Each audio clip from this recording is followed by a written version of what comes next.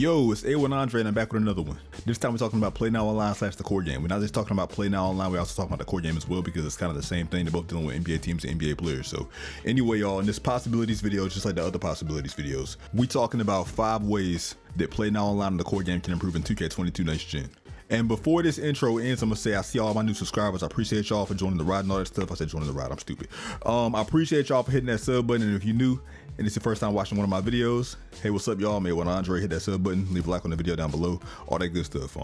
More videos coming soon, more possibilities video coming soon, and all that good stuff. So yeah, it'd be smart to stay tuned. You know what I'm saying? Stay tuned. So yeah, anyway, y'all, without further ado, we're gonna stop wasting time in this intro and go ahead and get right into it. So yeah, y'all, let's get into it. Now, like I was saying earlier in my intro, if you're new to my channel, then you would know I already did a possibilities video last year on the same subject. So we're not going as in depth because I feel like 2K is not going to listen to a lot of stuff I say because 2K don't listen a lot of times. That's why the game is where it is now. 2K tends to listen to what's easy to understand. Like the easiest stuff is, you know, the stuff you want to put in first because, I mean, it's easy while not. But still, they should listen more, I feel like, because a lot of 2K YouTubers, not just myself, but a lot of other 2K YouTubers, smaller 2K YouTubers included, be having some good wish list ideas and stuff. So 2K, if you're watching this and you a dev, listen to the community more, please. That's all I'm asking. Well, it's not all I'm asking, but that's one of the things you know what, anyway, let's get on to it. Let's go ahead and get into the video. Let's get on to the, let's get on.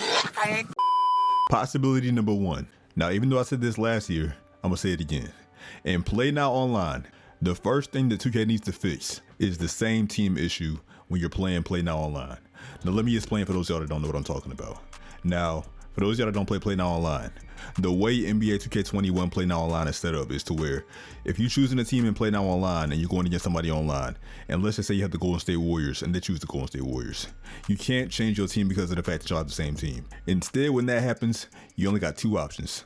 Option A, stay with the Golden State Warriors and just have a mirror match, and that's no fun as we all know.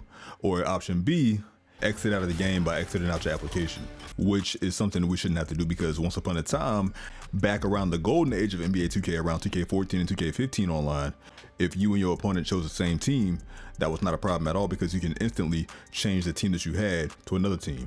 So that way, for all the weirdos and trolls that do mirror matches on purpose to try to make you quit to get easy wins would be killed off because they couldn't do that if they fixed it and put it back to the old way it used to be in 2K15 and 2K14. And for some of y'all that play Now Online that's watching this video, you might think, well, they can't do that because of the fact that now each team in Play Now Online is locked behind a tier system. Well, they can combine the tier system into the old way they used to have it on Play Now Online back in 14 and 15.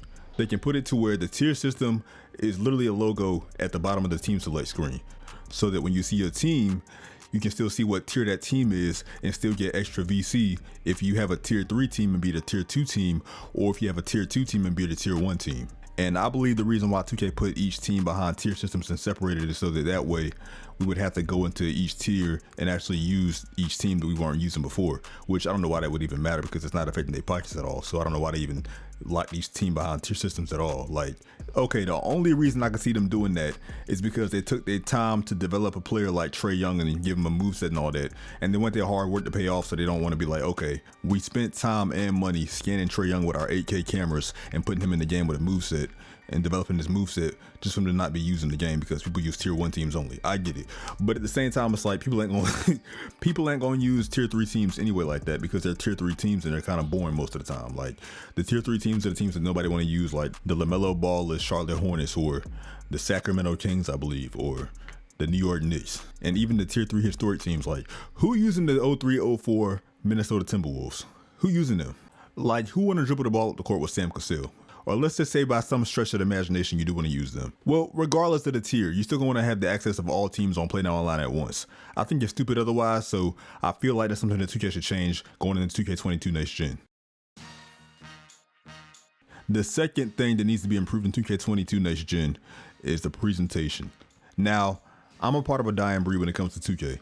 I still love Play Now Online and I still love the core game of 2K. I buy the game not only for this to park in my career. I ain't gonna lie. You know what I'm saying? I grew up playing 2K around 2K8, 2K9, 2K10 when I was, you know, in middle school and in high school. So the little things like good presentation in the game matter to me when it comes to the core game. Because the majority of my life that I've been playing 2K, that's all we had was the core game itself. And this was before, you know, my part, and this is before my career. Well, it ain't before my career because I was in high school when my career came out, but you get the point though. But when it comes to the core game, which is something that a lot of y'all don't know, well, I mean, if you're watching this video, you probably do know, because if you're watching this video, then you actually care about the core game. But anyway, when it comes to the core game of 2K21 with the NBA teams, I feel like that's where the game shines and that's where the game is phenomenal at. It's where the gameplay plays the best, and it's when the game actually looks the best from a visual standpoint as well. But to me, as good as the game looked visually, I feel like it could be even better, you know, from an atmosphere / presentation standpoint. And back in NBA 2K17, they came out with something called Arena Authenticity, because in 2016 the 2K team went traveling from arena to arena to capture the in-game sounds and in-game hardwood sounds and all that stuff. So when you bounce the ball in, say, the Staples Center, it would sound different than if you was in like the Boston Celtics arena. But getting to the point, I feel like 2K should get a TNT license. I feel like that's much needed when it comes to 2K22 next gen. That will take the game to the next level from a presentation standpoint as well as an authenticity standpoint. They already have rotating commentators, but they can just get rid of somebody like Clark Kellogg, who we don't need, or Steve Smith, who I don't care to hear, and replace him with Marv Albert and Mike Fratello. And also somebody like Reggie Miller. You know, get the TNT theme music up in that joint, you know what I'm saying? Get the TNT theme music, the little buzz around the Staples Center in downtown Los Angeles has been building all day and hitting a crescendo for this much anticipated season. Pleasant good evening, everyone, with the Hall of Famer Reggie Miller. And on our sideline, you know, I know they can't get Charles Barkley because he wants $1 million to the Retired Players Association, so they can replace him with somebody like Dwayne Wade at the halftime show. Yo, the game will be so much more lit in the core game with that. I'm telling you that right now. But anyway, let's go on to the next thing. That's right, a casual and a ranked. Now, if you watch my other, well, matter of fact, that video probably ain't came out yet, but in another possibilities video I just put out recently, or I'm planning on putting out, I'll talk about a casual and ranked mode and a game mode in that video. I'm gonna speak on it later if it ain't come out yet, but anyway, Play Now Online needs a casual and a ranked system. To get top rank in a ranked mode shouldn't take as long as to get top rank in casuals. Like, for example, I think right now to get top rank in casuals, you have to get like 3 wins in tier 3, 2 wins in tier 2, and 1 win in tier 1. And I believe that's how it is for like every level, you know, whether you're on freshman, JV, whatever. They should change it to where if you play in a ranked, then it should require less wins to level up per class that you're in. So for example, if you're playing in JV, instead of it taking 3 wins with a tier 3 team, it should take like 2 wins with a tier 3 team, or maybe 1. Also, if you're playing a rank, award us more VC per win because you're playing against more skilled players. It only makes sense. You know, let the players that's in the park see that we've, you know, made top rep and Play Now Online, because to be honest, I feel like I'm pretty good or pretty above average at park. I ain't no Steezo or no Ticino, but I will certainly say that I'm above the average park player when it comes to my win percentage and when it comes to just me in general. I'm not one of the best park players in the community, but even though I feel like I'm above average, I still feel like Play Now Online is where I shine the most. It's what I'm best at. That's the game mode in 2K that I'm best at. And I feel like we should be rewarded for being, you know, good at Play Now Online other than just Play Now Online itself. It should be shown in other game modes as well. Like, I don't know, my team, you should get like a badge. Like, for example, when you win a park event in 2K21 next gen or current gen, I think for only next gen really, but in next gen for 2K21 park or city, I should say, let's just say you win a park event or a city event in the event center. When you win that event, you get a little emblem on your little players template so that players that's around you can see that you won the event. Do the same thing if I reach Hall of Fame level on Play Now Online. You know what I'm saying? And for that one right there, I'm piggybacking off what Agent said, because Agent actually said that first. I'm gonna give him the credit for that one. But I'm just, you know, adding to what he said to get my own twist on that. You know, I'm giving Agent credit for saying it first, but that's something it's something I thought of myself anyway before I even saw Agent say that. But anyway, if park players see that you're actually good in the game, well, they're gonna say, okay, this guy's not actually bad at the game. If he's playing bad, we're still gonna pass him the ball because we know that this is not his game mode. You know what I'm saying? So that's something I feel like I should do. All right, this was kind of toxic, I ain't gonna lie. But in Play Now Online, 2K, please bring back the replays. I used to love taunting people with the replays when they would, you know, try to taunt me first. Because I would always, like for example, back in NBA 2K13 on like Xbox 360, I would run with the Heat because that was my main team, because my favorite player was Dwayne Wade at the time. So I would usually dunk on somebody with LeBron. Like for example, I'd dunk on like Luol Deng from the Bulls.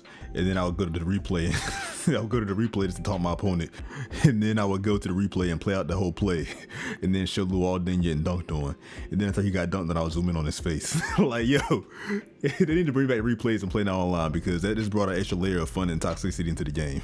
Like, this isn't something tough for 2K to implement into their game or back into their game, because they love taking stuff out like the replays. So, I mean, this was not that big of a deal. I understand that it's not the biggest thing that they should, put in the game, but I feel like it's something that they should definitely bring back and Play Now Online, because I used to love doing that. Last but not least, I want to talk about your opponent's stat line and all that stuff, or the pregame report card. Now, the way it used to be was when you were playing the Play Now Online game against an opponent online, and you would be before the game waiting for the game to start. They used to show you the opponent's win-loss ratio, and they used to also show you what the player did good and what the player did bad. So, for example, if he didn't shoot good threes, then you could strategize and be like, okay, I know to sack off him on the three-point line because he's not good at taking threes with, any team really. But now in the game, they have it to where they show you a win/loss percentage. I don't know why they do that, because what's that going to tell me and how's that going to help me? You're telling me that I have a 30% chance of beating my opponent, which makes no sense, because the win percentage that you're giving me is based off of what you think that I'm going to do against my opponent based off of what he did against his last opponent. The thing is, I'm not his last opponent. I'm different. Like, we need a more in-depth pregame report card of our opponents so that we can scout them properly. You know what I'm saying? And I know I might be contradicting myself by saying that you can't really go off of the opponent's report card because you're not the opponent that they faced last, but still, I think I speak for everyone when I say I'd rather see my opponent has been on a 10-game win streak and see his win-loss ratio or his win-loss record, rather than seeing like a percentile or a random percentage that means nothing to me of the chance I have of winning, which in all honesty don't really mean anything to me, because a lot of times it says I have like a 20% chance of winning and I still end up beating my opponent by 20. You see what I'm saying? So it don't make no sense to me. So a more in-depth pregame scouting report is much needed for NBA 2K22 Next Gen Play Now Online. If you made it to this point in the video, I appreciate you. You're the real MVP. Like the video if you ain't already, subscribe if you're brand new, and in the comment section let me know down below. Do y'all think I missed anything about Play Now Online that I should have said in the video? Let me know.